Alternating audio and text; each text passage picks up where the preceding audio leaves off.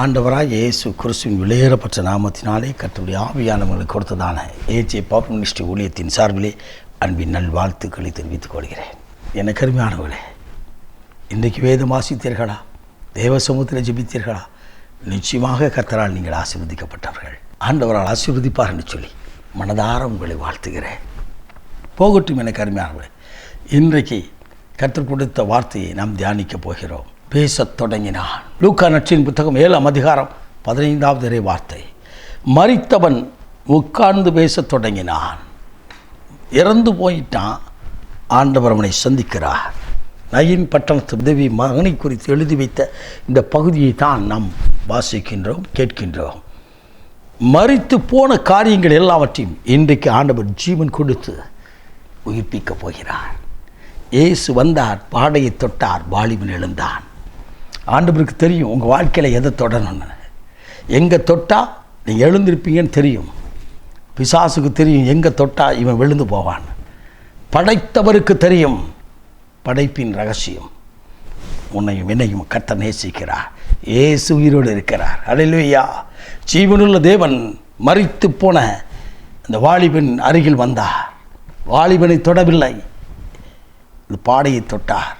அவன் மரித்தவன் உட்கார்ந்து பேசத் தொடங்கினார். ஜனங்களெல்லாம் பயமடைந்து திகிலடைந்து மகா தீர்க்கதரிசியானவர் நம் மத்தியிலே எழுந்தள்ளி வந்திருக்கார் என்று சொல்லி பேசினார்கள். எனக்கு அருமையானவர்களே, எல்லாம் முடிஞ்சிட்டு என் வாழ்க்கையில் இதுக்கப்புறம் எப்படி என் காரியம் நடக்குதுன்னு நினைக்கிங்களா? கவலைப்படாதீங்க. ஒருவர் உயிரோடு இருக்கிறார். அவர் உங்கள் கண்ணீரை கண்டு கடந்து போகாத தேவன். அவர் கரத்தில் நீங்கள் கொடுங்கள். அவருடைய கரத்தில் கொடுங்கள். அவர் உங்களை ஆசீர்வதிப்பார். எனக்கு அருமையானவர்களே, பல ஆண்டுகளுக்கு முன்னதாக 54 வயதுள்ள ஒரு அருமையான சகோதரர் ஆண்டவர்களுக்கு கொடுத்ததான குணமளிக்கும் உபவாச ஜபத்திற்கு அவர் வந்தார். அவருடைய பெயர் நிக்கோலாஸ். அவர் இவ்விதமாய் சொன்னார், ஐயா, என் பிள்ளைகள் கப்பல் படிப்பிற்கென்று படித்து கொண்டிருக்கார்கள். நானும் கப்பலுக்கு போயிருந்தேன். இப்போ 4-5 வருடமாக நான் போக முடியல. என்னை அழைக்க மாட்டேங்காங்க. நான் பல காரியங்களில் நான் முயற்சி செய்திருக்கிறேன். எப்படியாவது நான் போனால் இன்னும் கொஞ்சம் படிப்பு இருக்குது, என் பிள்ளை வாழ்க்கையில் நல்லா சரி பண்ணிடலாம் என்று நினைக்கிறேன் என்று சொல்லி மிகவும் அங்கலாய்த்து சொன்னார். தொடர்ந்து ஜெபித்தார்கள். எல்லா காரியமும் முடிஞ்சு போயிட்டு இதுக்கப்புறம் வயசாயிட்டுன்னு சொல்லி கழிச்சிட்டாங்களா என்னன்னு தெரியல, என்னை விட்டுட்டாங்களான்னு தெரியல. பல முறை நான் முயற்சி பண்ணியிருக்கிறேன். பாம்பே பட்டணம் வரை நான் கடந்து போயிருக்கிறேன். கம்பெனிகளுக்கு ஒரு பதிலும் இல்லாமல் இருக்கிறேன்னு சொன்னார்கள். எனக்கு அருமையானவர்களே, முதல் உங்கள் ஆத்துமா கர்த்தருக்குள் மேன்மை பாராட்டும்படியாய் ஆத்துமாவில் ஒரு உயிர்ப்பிக்கும் வல்லமை வரட்டும். நீங்கள் ஆண்டவரை தேடுங்கள் ஐயா. அதிகாலையில் எழுந்து தேவனை தரிசித்து தேவ சமூகத்தில் காத்திருந்து ஜெபியுங்கள் என்று சொல்லி அவர்களுக்காய் பாரத்தோடு ஜெபித்து அனுப்பினேன். 2 மாதம் கழித்து அவர் திடீரென்று வந்தார். அவர் சொன்னார், ஐயா, என்னை கம்பெனி அழைத்திருக்கிறது, நான் புறப்பட்டு போயிரு, எனக்காக ஜெபியுங்கள் என்று சொன்னார்கள். அவர்களுக்காய் பாரத்தோடு ஜெபித்து அவளை அனுப்பினேன்.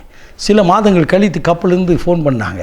என் பையனுக்கு எல்லாம் முடிஞ்சிட்டு, படிப்பு முடிஞ்சிட்டு, என் பையனையும் கம்பெனியில் எடுத்துக்கிறேன்னு சொல்லியிருக்காங்க. இன்றைக்கு 2 தம்பிகளும் அந்த கப்பல் வேலையிலே கடந்து போயிருக்கிறார்கள். அல்லேலூயா. எல்லாம் முடிஞ்சிட்டு, என் வாழ்க்கையில் கடன் இருக்குது, என் வாழ்க்கையில் பிரச்சனை இருக்குது, என் வாழ்க்கையில் கண்ணீர் இருக்குன்னு கலங்கி நிற்கிறாயோ, கர்த்தர் ஒரு தொடக்கத்தை கொடுப்பார். இயேசு அவன் பக்கத்தில் வந்தார். அவனை எழுந்திருக்கும்படியான ஒரு பாக்கியத்தை தந்தார். அவர் தொட்டார், ஜீவன் வந்தது. ஜீவனுள்ளவர் தொடுவார் என்று சொன்னார். உறைந்து போந்த இரத்தம் ஓட ஆரம்பித்தது. ஆம், செயலற்ற உறுப்புகள் செயல்படும். என் ஆண்டவர் தொடுவார் என்று சொன்னார். உன் வாழ்க்கையை கர்த்தருக்காக ஒப்புக்கூட ஆண்டவரத்தில் பேசு. அவள் கதறி அழுது கொண்டு தான் கடந்து போனாள். அவள் கர்த்தரை தேடவில்லை. அந்த பாதையாகி வந்தவர் அந்த இடத்திற்கு வந்தார்.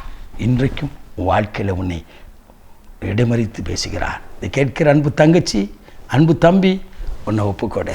உன் ஆத்துமாவில் இருக்கிற அங்கலாய்ப்பை என் ஆண்டவர் அறிகிறார். உன் ஆத்துமாவில் இருக்கிற வேதனையை தேவன் அறிகிறார். உன்னுடைய மனதில் இருக்கிற பாரங்களை கர்த்தர் அறிகிறார். இதுக்கப்புறம் என் வாழ்க்கையில் வேலை கிடைக்குமா? இதுக்கப்புறம் ஏற்ற மனவாளன் கிடைப்பாரா? இதுக்கப்புறம் என் வாழ்க்கையில் செழிப்பு உண்டாயிருக்குமா? இதுக்கப்புறம் என் வாழ்க்கை ஆசீர்வதிக்கப்படுமா என்று சொல்லி அங்கலாய்த்து நிற்கிறாயோ, கர்த்தருடைய ஆவியானவர் சொல்கிறார், இல்லை மகளே, இன்றைக்கு இன்றைக்கு இன்றைக்கு மரித்தவனை எழும்ப பண்ணினவர், லாசரை உயிரோடு எழுப்பினவர், இதோ உன் வாழ்க்கையிலும் உயிரோடு எழுப்பும்படியாய் காரியங்களை வாய்க்க பண்ணும்படியாய் கர்த்தருடைய ஆவியான வந்திருக்கிறார். இன்றைக்கு நானும் நீங்களும் ஜெபிக்கப் போகிறோம். கர்த்தருடைய ஆவியானவர் இன்றைக்கு ஒரு அற்புதத்தை செய்ய போகிறார். நாம் ஜெபிப்போம்மா, நாம் ஜெபிப்போம்மா. மகா பரிசுத்தம் உள்ள தகப்பனே, இந்த அற்புதமான வேலைக்காய் ஸ்தோத்திரிக்கிறோம்.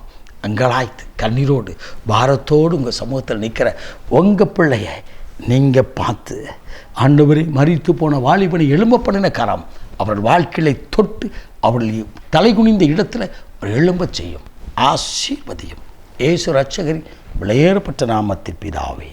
ஆமென், ஆமென். God bless you.